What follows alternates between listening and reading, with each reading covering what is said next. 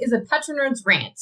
We're going to do a 5-minute little episode of the implications, the potential implications on the energy industry, specifically the oil and gas industry, of a Biden win. What would a Biden win actually look like for the oil and gas industry? And specifically, we're going to talk about what a ban on fracking on federal land could actually look like in the United States and what are the implications for that. So I think there's been a few comments, some newspaper articles from the Financial Times that have sort of downplayed this and said the energy industry really isn't worried about a Biden win.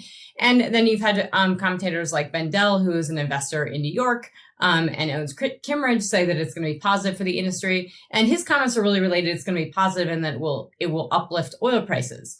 So the reality is that what's happened to date is that, there is green energy plans and climate change initiatives within the Biden-Harris campaign and on their websites. But when they're asked directly whether or not they would ban fracking, they've said no until the last debate. And so it's important to realize that the question of banning fracking wasn't, will you ban fracking on federal land? It was, will you ban fracking? And I think the answer is no, they can't ban fracking on everything, and nor do they intend to. But banning fracking on federal land is something that I think a lot of folks in DC are seeing as a given, and a lot of analysts in the political community are seeing as sort of a given, that if Biden is to win, a ban on fracking on federal land will probably take place. And what that means is that federal land will be off limits to new fracking operations. So it's important to realize why is it necessary, and why would a Biden presidency actually ban fracking on federal land? And I think some of the reasoning behind it is that it's symbolic and offers symbolic gesture moving away from oil and gas. But it's also important to clarify what has actually been said. So in the last debate, when asked, it was, quote, Biden had said, we have to move toward a net zero emissions. And the first place to do that by 2035 is energy production. So he did indicate that energy production would be targeted to actually reduce emissions. And that's where sort of this everyone knowing and thinking that they would probably ban fracking on federal land, because many Democratic candidates had mentioned it, that this is probably going to take place. Now, what are the real implications for this? That's the thing that we want to tease out, is where federal land is at. And as I mentioned, federal land is really on, you don't have a lot of federal land in North Dakota. You don't have a lot in Texas. You have a significant amount of federal land in New Mexico. You have a significant amount of federal land in Wyoming and in Colorado, and you have some in California. But really, when we're thinking about shale production in the U.S., which prior to the coronavirus was about 9 million barrels per day of all shale production plays totaled up.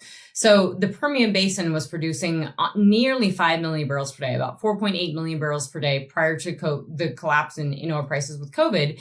And 1 million barrels a day was coming from New Mexico alone. And actually in the state of New Mexico, and that's where we see a lot of federal land, it's two counties, Lay and Eddy County, which contribute the vast majority of that production. It was actually coming from just 6,000 horizontal wells. So when we think about fracking on federal land, and we think about what hydraulic fracturing is, it's pumping typically a lot of water and a lot of sand. I have some sand here sitting behind me, not really fancy sand, down these wells, and it's cracking open this rock and it's letting that oil and gas escape and come up the wellbore. And these wells are extremely productive. The rock is exceptionally good in New Mexico. And you have a lot of operators like Exxon, EOG, Concho, many others that have great patches of land there for these operations and have grown these significantly. It's also contributed a lot of money to state coffers. So the money from royalties is going to these states, and it does have an impact on the revenues that they bring in. So when we saw in Colorado, when we were debating and talking about the implications of Proposition 112 and what that would have had 2 years ago if there was a 2,500-foot setback, the implications were pretty significant to the industry. And even with it, it was voted down. The 2,500-foot setback was actually voted down, but the new legislation is actually looking to impose a 2,000-foot setback. And the implications are that even if you don't have an immediate ban on fracking, business is impacted. So let's just say the permits that exist in New Mexico and Wyoming and Colorado, you're still allowed to drill those. not all of them may necessarily get drilled, because when you're planning for businesses and you're big companies and you're thinking about a huge operation in New Mexico with a very, very long lifespan and a long inventory of these wells to drill, you're going to build up infrastructure to take away the gas, to take away the water, and to do this properly. And these are major oil companies, as I said, like Exxon. So they're going to spend money to do this. Now, if there's going to be a ban on fracking and their future operations are at risk, they may not put all that money in investment, and that is going to have an immediate and direct impact on these states.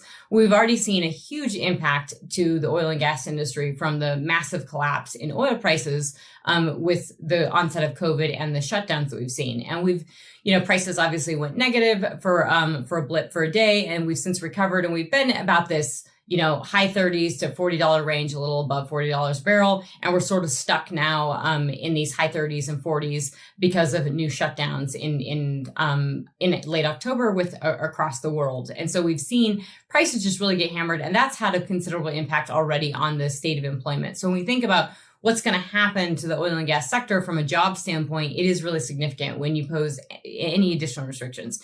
The other thing to think about is, what does it mean for states like Texas and North Dakota? They will probably boom. When you have limited federal land, even in a place like North Dakota that has limited access to pipelines and potentially restrictive. If the Dakota Access or the DAPL pipeline is further restricted, you still have very limited federal land. In Texas, obviously a lot of activity from New Mexico is going to shift into Texas if there is a ban on fracking. So I think you will see Texas and North Dakota do extremely well. I think you will probably find additional reservoirs. Operators will start showcasing additional inventory, and you will see this industry really revamp and pivot to these states. But in terms of pricing, should demand shoot up, should we recover in 2021, not just in the US, but globally from an economic perspective, you could see an increase in prices, because you are going to limit the increase in production that we have in the US from these states. And so that increase in prices could be significant to consumers, if their natural gas prices start going up, if their oil prices start going up. And it's really important, we've actually averaged $53 a barrel for the past 5 years. So from when oil prices collapsed in 2014, and then basically up until the onset of the coronavirus in February of 2020, oil prices, WTI, West Texas Intermediate, actually averaged $53 a barrel. So the industry has been pretty flexible in dealing with that relatively low oil prices, but consumers have also got extremely comfortable with those low oil prices. And those low oil prices, coupled with low unemployment, helped really contribute to the GDP growth and the low unemployment and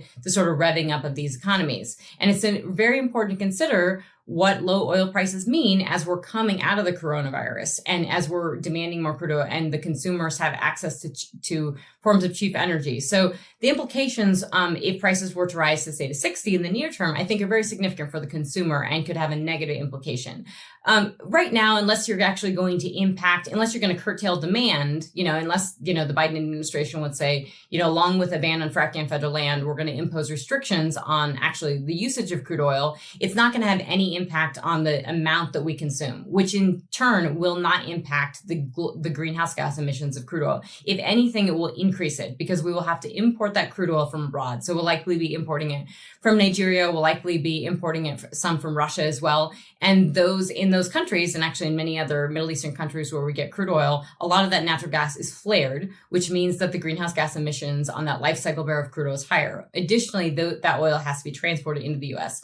So not only are we not producing it in the US and we're losing those jobs, we're actually taking the dollars and we're sending it to another country and we're spending it abroad. So we lose that revenue internally. So there's a lot of knock-on effects that have been very positive for the US economy in terms of producing the oil and gas here at home and then consuming it. And then we've also been able to export a few million barrels a day of crude oil and export a million barrels a day of diesel and a lot of gasoline and propane as well. And all those could be impacted.